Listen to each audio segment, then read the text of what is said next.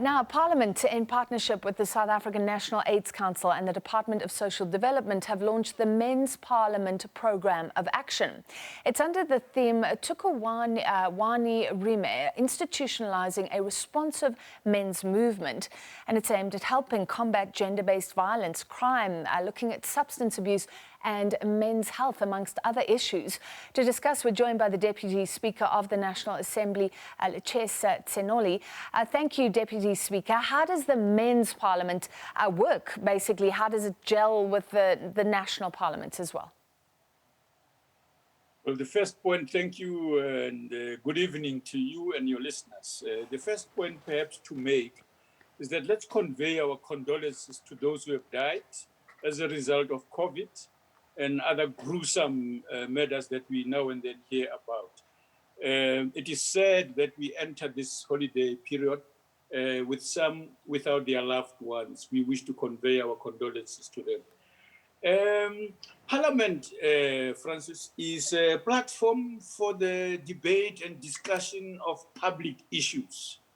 In other words, things that are particularly felt sensitively generally in society, that as Parliament we create opportunities for such debate and discussion. But secondly, also because we are expected to be linked to, as public representative, to communities that we serve through our constituency offices. This is an important platform to hear during hearings and so on what people are concerned about, so that we take it forward. Yeah. And we do so often in collaboration as Parliament, for example, with the executive. In this instance, the leadership and support of the Ministry of Social Development has played a critical role, especially Honorable Henrietta Bokopane-Zulu, in leading the Men's Forum, Takuwani Riime, which is a component of the South African National AIDS Council. They have together and in collaboration with us initiated a process to talk about what the problem is that has led to the levels of violence that we have seen in our country in the past, in the problems related to HIV/AIDS and it's spreading throughout the country, but now also with general gender-based violence and femicide. Yeah. But we stick to... Yeah, on an operational level, so it sounds like this is great. It's politicians working with civil society, and this was a movement that was there, Takuwani Riime. But how does it work? Do men get together in Parliament? Is it a men's Parliament in that sense? Or rather, do men come and talk about issues to the broader Parliament? Yes, let me explain it this way. Firstly, myself, as the Deputy Speaker of the National Assembly, and Honorable Sylvia Lucas, Deputy Chair of the NCOP, we are responsible for what is called sectoral parliaments. In other words, actions and interactions with specific sectors in society that have very peculiar concerns. In this instance, we've been working with Men's Forum for that reason, so that they organize on the ground, as they have been doing, so that they invite structures of men they have created in each of the provinces and in the districts, and they come together to talk to us in Parliament.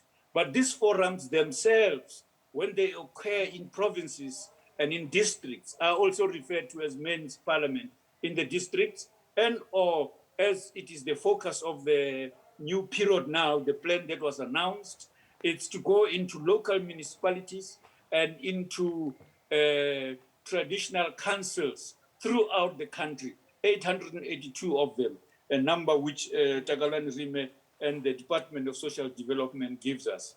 In other words, members of Parliament will be expected to play an important role in participating in these forums where they occur, so that they can listen to and hear what's happening, but also contribute any ideas they might have as men in this instance, or as organized women, as we have done. It's done in partnership with the Commission for Gender Equality as well, and other partners that we are working with. So on a very practical level, you mentioned what's also been called a pandemic, the gender-based violence in South Africa. How can this change things? It's a hard one because often it's domestic violence, but some say, yes, lawmakers have a role to play. The legal structure has a role to play. Could this lead to parliamentarians really thinking of ways to do it, even codifying that in law? Well, firstly, Francis, let's say I agree with you that we must be practical. But they go together with theory, explanations for why things happen. Practically, the setting up of these structures was an important practical step so that there is a forum in each of the provinces that focuses, in this instance, on men's issues. And Takuwani Riime played a critical initiating, facilitating role so that we have these structures, so that men in each of these provinces should know about this forum, should be able to approach these structures so that they participate in there to bring their own insights, their views about how problems can be solved practically, to talk about their personal experiences, and also to hear what other men are saying different from them. And these structures are irrespective of political affiliation, religious affiliation, so that what gets dealt with are problems that men have a key role to play, and they too have a key need to express themselves, because patriarchy, which has been identified as a key problem, needs to be understood properly so that people do not blame others without completely appreciating its many dynamics and dimensions. And this sharing of views is what is practically very helpful. Some people have been, as a result of listening and participating in this forum, created a better relationship in their own homes with their daughters, with their wives, but also in hearing from our partners in the organized women formations. This has brought significant information to work with, to appreciate the perceptions we each have of another and our socialization and how it impacts on what's happening. But together, we must continue to search for actually the roots of the problems of what we are dealing with here. A final parting shot, and I know there are broader men's issues as well. Those are important, but gender-based violence is so important in this country. So if you don't mind, I want to zoom in on that. Men have a huge role to play, and this is great that men are getting together.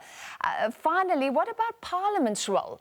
Has Parliament done enough about gender-based violence, about holding police, the ministry to account if police officers aren't helping women out there, if people aren't doing their jobs along the way? Has Parliament done enough?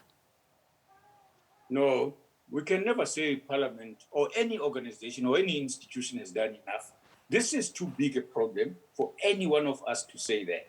The reason why Parliament has been engaged, and MPs in their own right, in their own constituencies, but also political parties themselves across the board, have supported legislation that is now, some of it has already been completed, some of it is in the process of completion, especially as a result of what has been debated and discussed that produced the strategy for gender-based violence and femicide.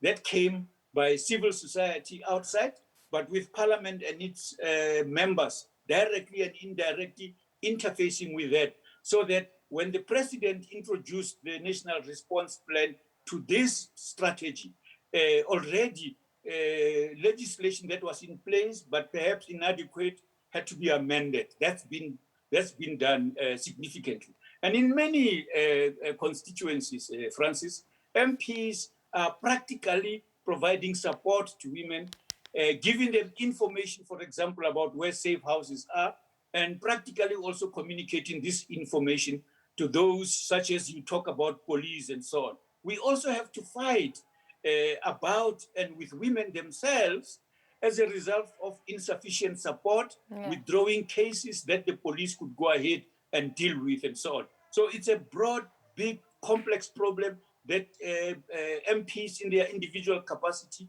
but in specific committees in Parliament, and in the legislatures have taken measures concretely to deal and demand explanation, but also to provide insights and ways of helping the police deal with the problems that are so complex and difficult to manage on their own. Yes. These are social and political problems. While there's a security and policing problems about them, but their roots are elsewhere. Yeah. And that's where we should be going to resolve that problem, not just in the short term, but in the long term, intergenerationally. We must create conditions for our young ones who will come after us to feel that we did one or two things correctly to create a peaceful environment in which to pursue their dreams.